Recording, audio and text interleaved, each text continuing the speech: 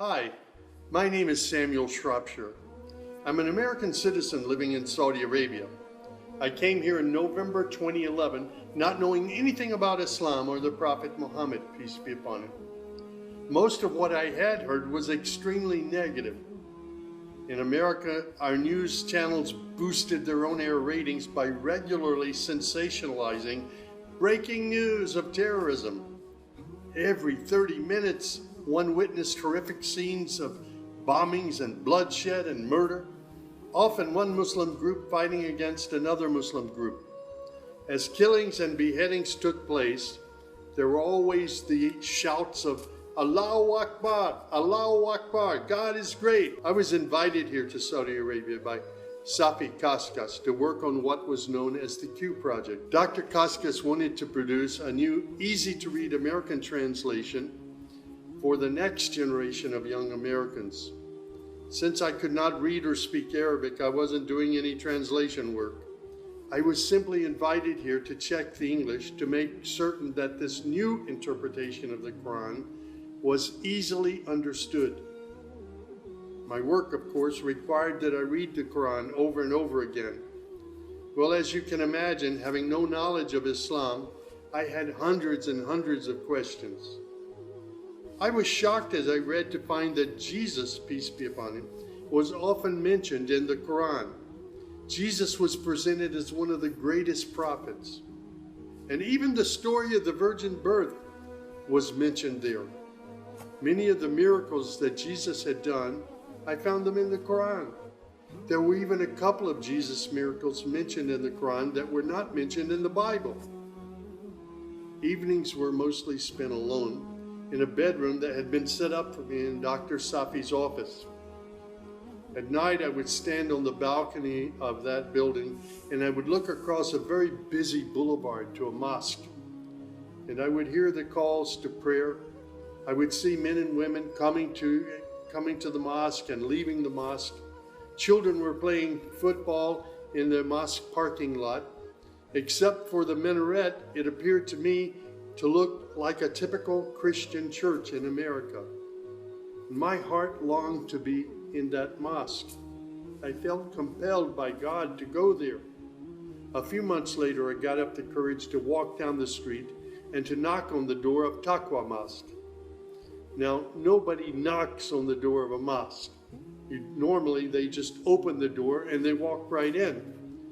But I was not sure how I'd be received, so I stood there knocking until someone came to the door. That person simply said, "May I help you?" I said, "My name is Samuel. I'm a Christian from the United States. Is it okay if I come inside?" And that man, Shafiq Zubair, who was the caller to prayer, he reached out and he hugged me and he said, "Of course, come in." I sat in the back of the mosque during prayer times for 3 days. I didn't understand what was going on. I saw men standing, bowing, putting their heads to the floor as the imam led them in prayer. I had little knowledge about what was happening, but I felt God's presence in that mosque. And the men of Taqwa Mosque were so friendly to me. After 3 days, I asked Shafiq if he could teach me the first surah of the Quran, Al-Fatiha. This was a necessary element in praying the 5 daily prayers. I was memorizing sounds, but I didn't know what the sounds meant.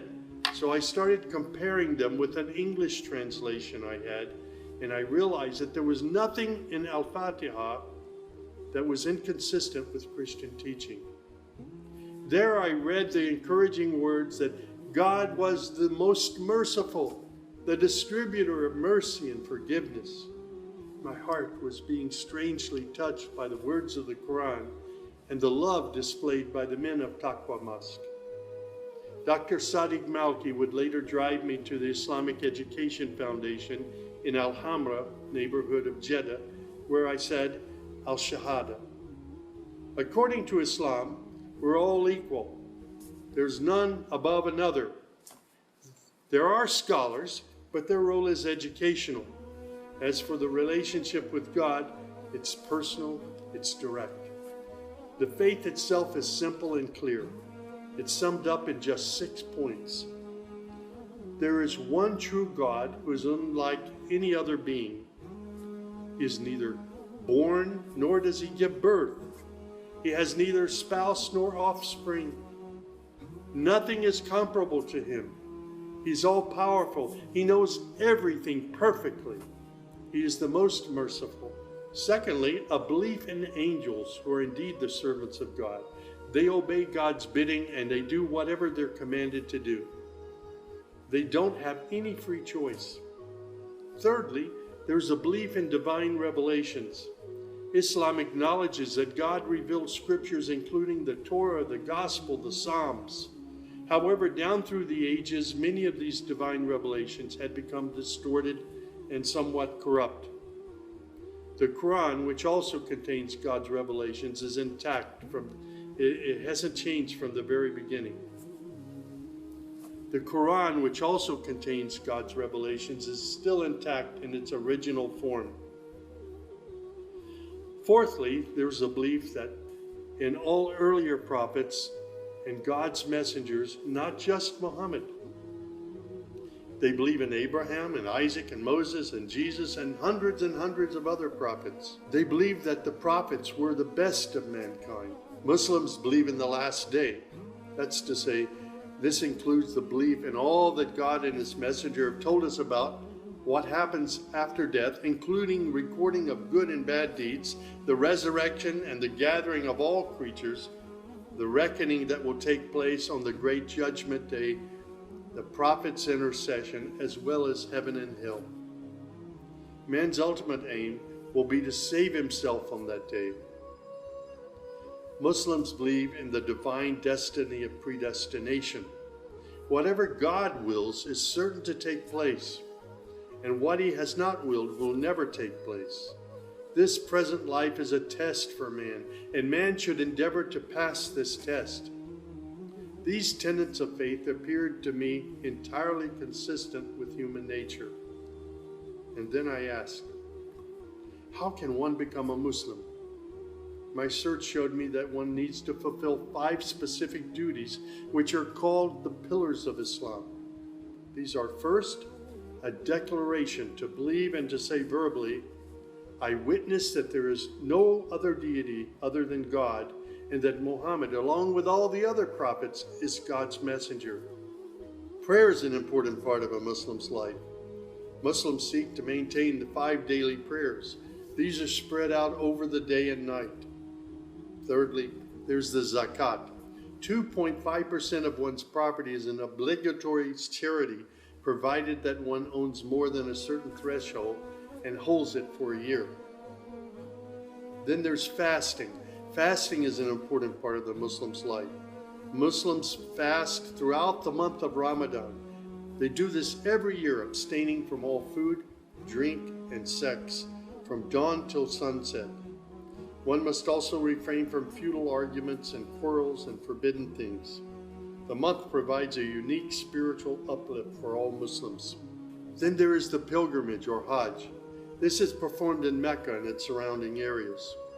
It's a duty to fulfill this pilgrimage once during one's lifetime, provided that one is physically and financially capable of doing so. People often ask me, Sam, how did you become a Muslim? In the church was a library, and in that library were children's books. One of the books my mother got over and over again was called The God of Abraham. In that book were beautiful color photos of camels and deserts. She would read me the story of Abraham, how he was commanded by God to leave his mother and father because they were worshiping idols. She would pause and she would say, Sammy, you always have to pray to the God of Abraham. There is only one true God, the God of Abraham. My commitment to God has been strong and enduring since my younger years. And now I have found absolute peace in Islam, in a faith that I once thought was hostile. I found friendship and hope amongst a fraternity of other Muslim brothers and sisters. I have found a family of believers.